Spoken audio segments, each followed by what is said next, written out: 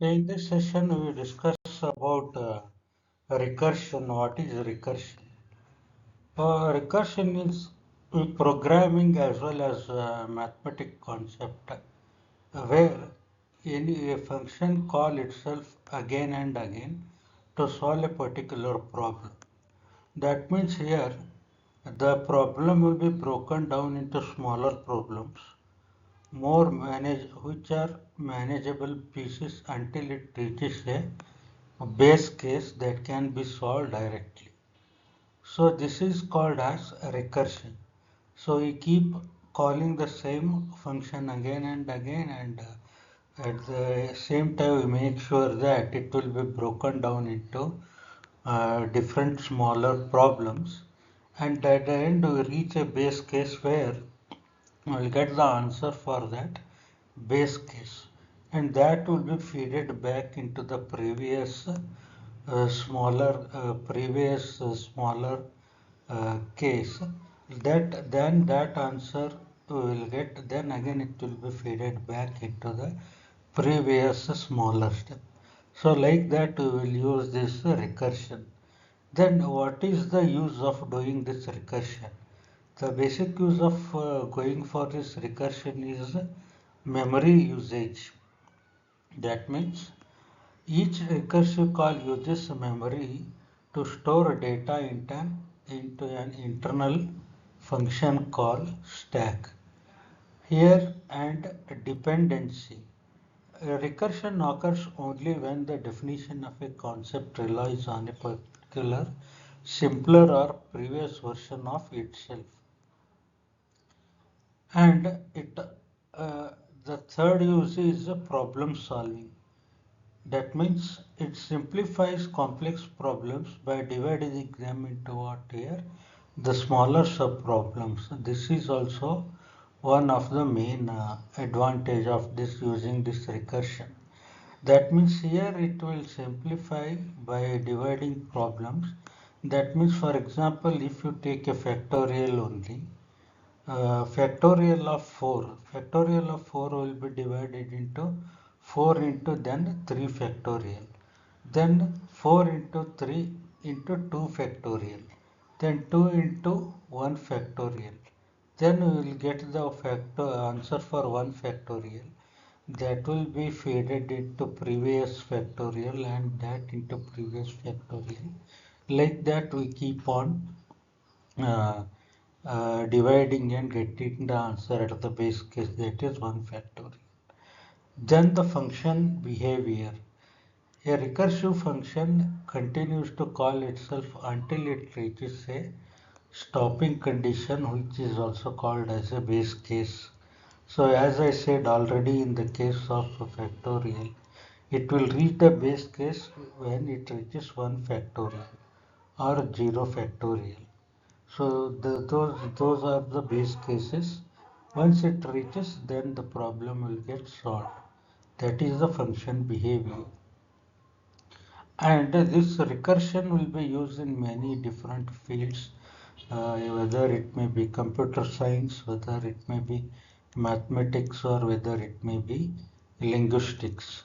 So in all these different fields, the recursion method will be used. Now we will see the factorial program, how it will use the recursion here. Okay, here in this factorial problem, one number will be given, that is n, and the task is here is to find the factorial of that number n. Then what is the factorial of a number? The factorial of number is nothing but a product of all natural numbers less than or equal to a given number, that is n. For example, here we will take the input as n equals to 5, then the output that we are going to get is 120. That means the factorial of 5 is equals to 120.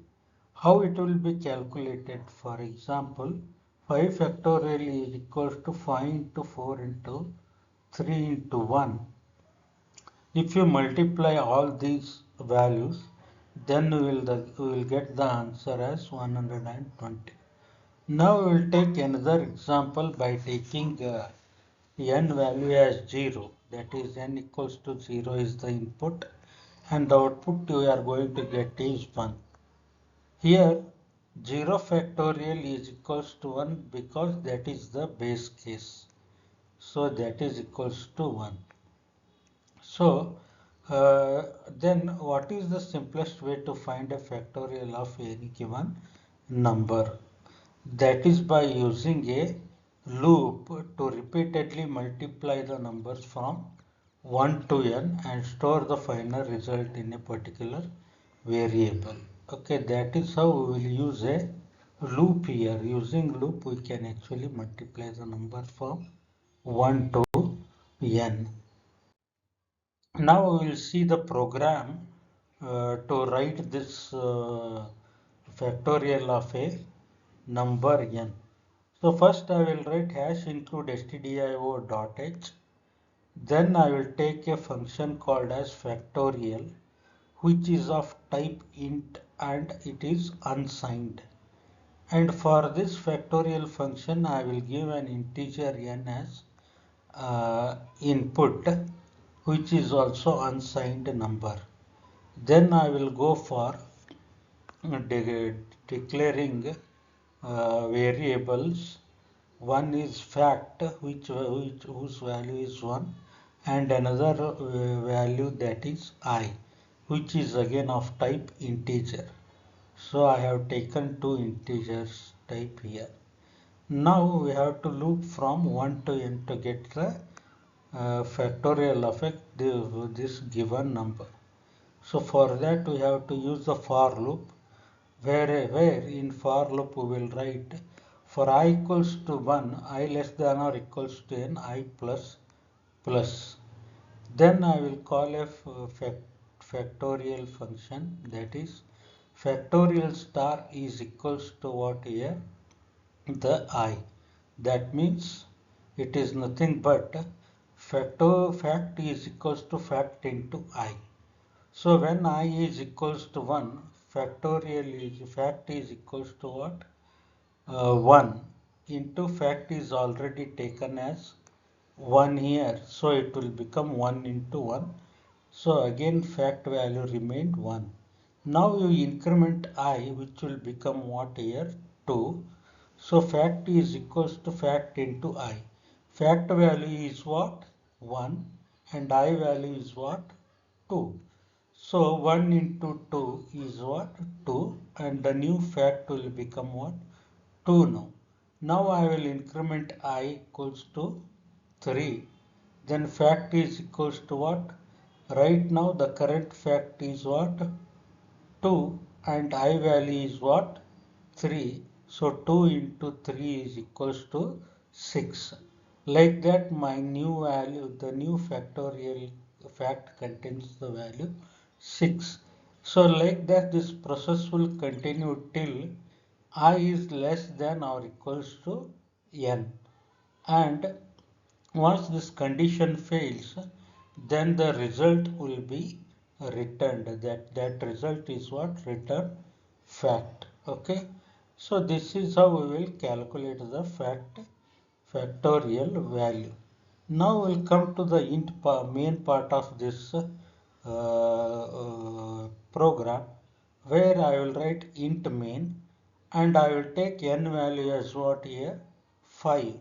So int fact equal to factorial of n. So the control goes here and calculates the factorial of n, that is n is what here? 5. So it will iterate from I equals to 1 to what here? I equals to 5. Okay. So till then it will keep on incrementing. At the end, when I is equals to 5, I will get the factorial value as what here? 120. And that value is stored where here? In fact. We can see here fact, there also fact. Then we will print that value. Okay, print %d/n the comma fact. So this is how we will print the factorial of a number. So that means here factorial is calling the same function, that is factorial, again and again, so that it will get the factorial of a number. So this is called as what here? Recursion. So the factorial function use the recursion method to find a factorial of a given number. This is one example. The second example is binary search. Then what is binary search? First we will see it. Binary search is nothing but a searching algorithm which operates on a sorted or monotonic search space. So that means what here? Before the function go for searching, uh, the all the elements should be what here? They should be sorted. Only then the binary search function will work. Otherwise, it will not work. Because if the elements are sorted, then it will become easy for binary search to search particular value in those number of elements. So then what it will do here? It will repeatedly divide those number into wholes. For example, if the numbers are sorted and if the total numbers are, for example, you take 6, then it will divide those 6 values into 3 values. So left side 3 values, right side 3 values. And it will like that, it will go on dividing and searching the element in that. Okay, so that is the value that we are searching is called as target value. Once it gets the answer, here the optimal answer we are going to get, or the time taken is going to be big O of log n. Okay, so how to find this time big O of log n? We actually study it in analysis and design of algorithms. In that subject, we will study this big O of log, big O of n, to calculate the time efficiency. Now we will first see the condition to be applied for binary search algorithm. Okay, here the data structure may be what here. The first condition is the data structure should be sorted. Okay, the second condition is what? It should be able to access any element of the data structure in constant time. Okay, so if I go for accessing any time, any element or any item, then it should take what here? The constant time. That is also the second condition. Like this, if these two conditions are satisfied, then it will become easy for execute binary search and get the result.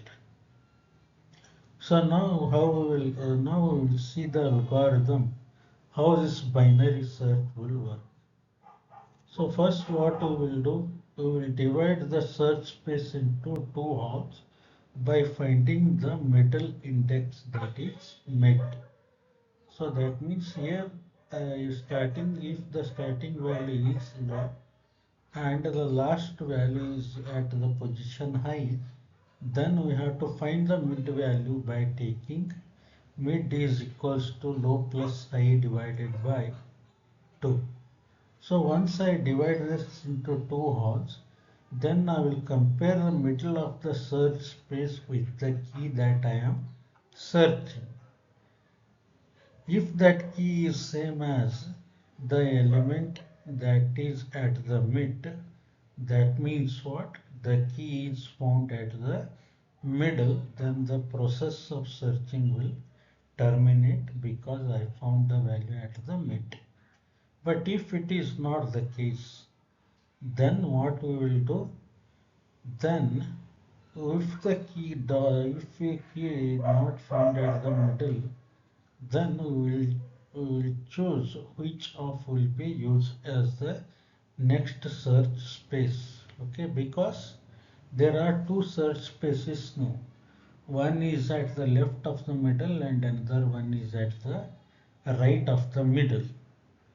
In that case, what we have to do? We have to search the element at the left side or right side. We have to decide it. So how we will decide that? We will decide that by checking whether the key is smaller than the middle. If the key is smaller than the middle, that means the element that I am searching is at the left side of the middle element. So that is why I will go for searching at the left side. If the key that I am searching is larger than the middle, that means the element will be at the right side. Then I will go for searching at the right side space. Okay. So this again, if assume the element is less than the middle, that means it should be at the left side of the middle element. Then again I will divide that search space of the left side into two parts, and then I find the middle element. Then again I will check whether the key is equals to the middle. If the key is equals to the middle, then the element is found, otherwise not. Then again I will call it and search it at the left side and also at the right side, and again it will continue. The same way, the right side again I will go for searching if the element or key that I am searching is greater than the mid. Then I will search it in the right side again by dividing from the mid plus 1 to what here high. So then I will get the middle element. Then middle element will be compared with the element I am searching or with the key. If it is same, then it will be returned. Otherwise, it will divide again left and right foot. So this process will continue till I get the element, or if there is no element. So during this process, if the key is found, then it will return the key, otherwise it will terminate. So this is how the binary search works.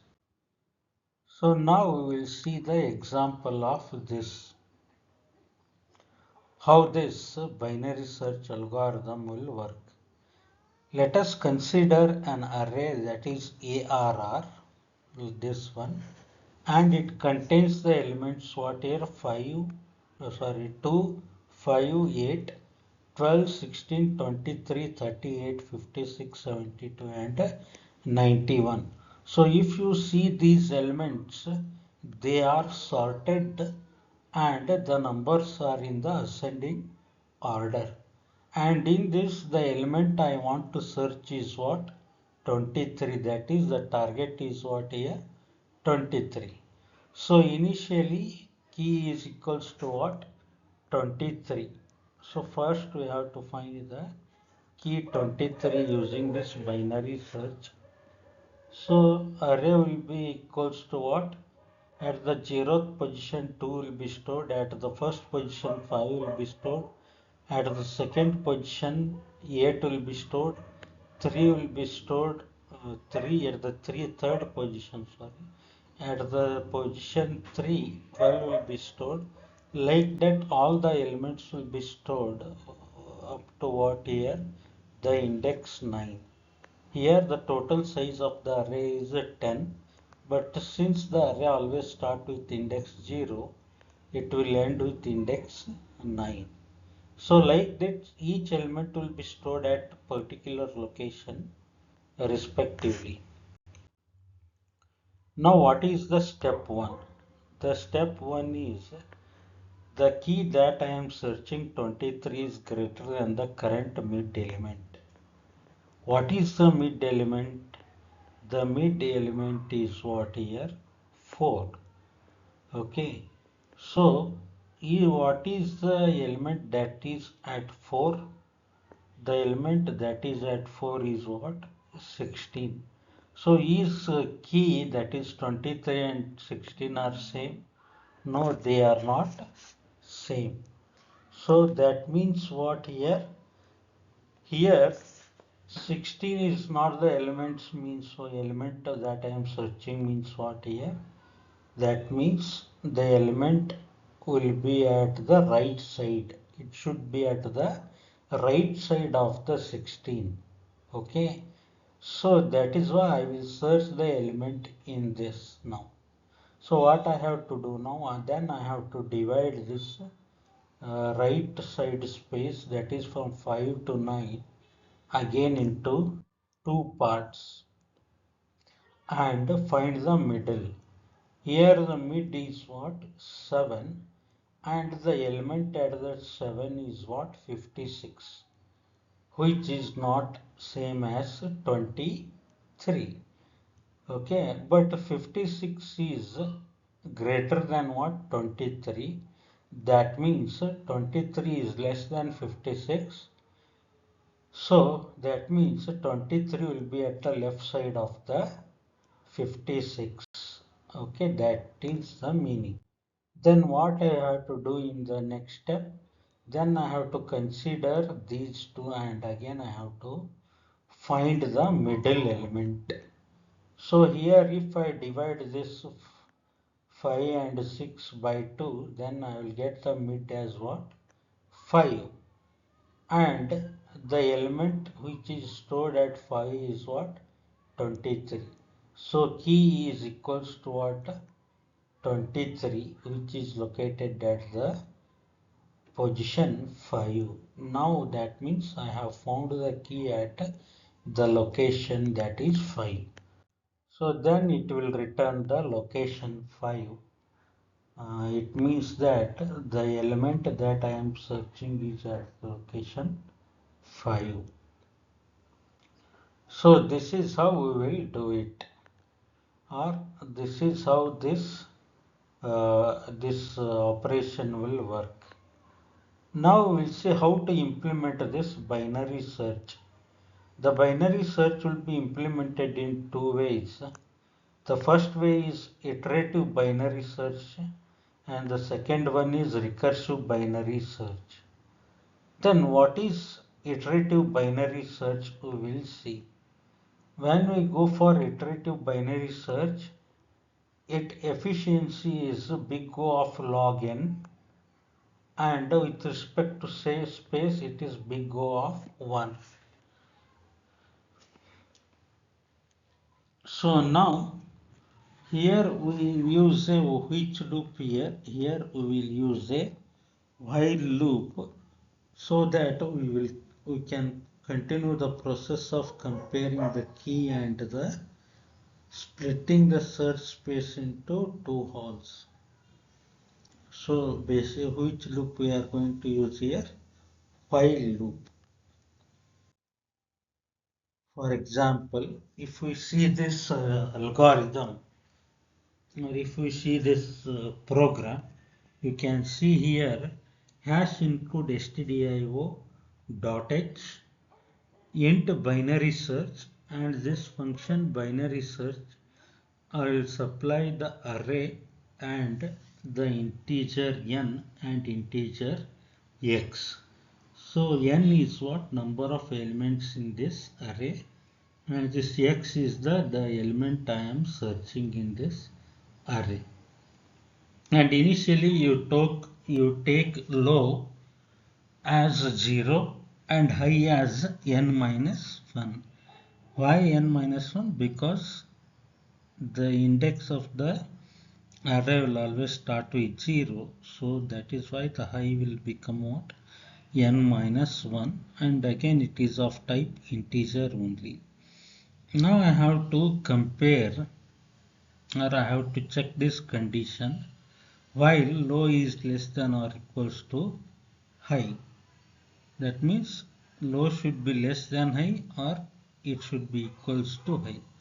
In that case, what I will do, I will calculate the mid value by writing the instruction int mid is equals to low plus high minus low divided by 2. So by using this formula, I will get what here the mid element. Then we have to check whether x is present at this mid. So how I will check it? By using this if statement. If array of mid is equals to the x that I am searching, that means at the array of mid there will be one element, and if that element is equals to what here x, then I will return the position of that one, which is nothing but mid here. But if x is greater, then we have to ignore the left part, because x is greater than the middle element. Okay, so in that case we have to stop searching at the left, only we have to search at the right side of the mid. Then again I will check here if array of mid is less than x. Okay, that is if the middle element is less than the element I am searching. Okay, then what I have to do, I have to take the new low, which is mid plus 1, because it is at the right side. So I will take the next element of the mid as low now, and high will remain as it is.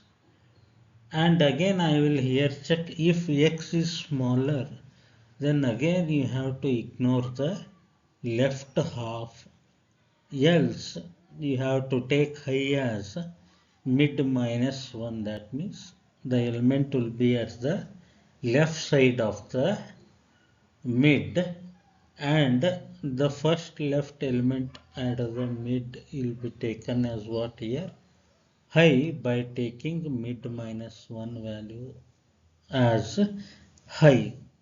So like this we will keep on searching an element, and if we reach here then the element was not present.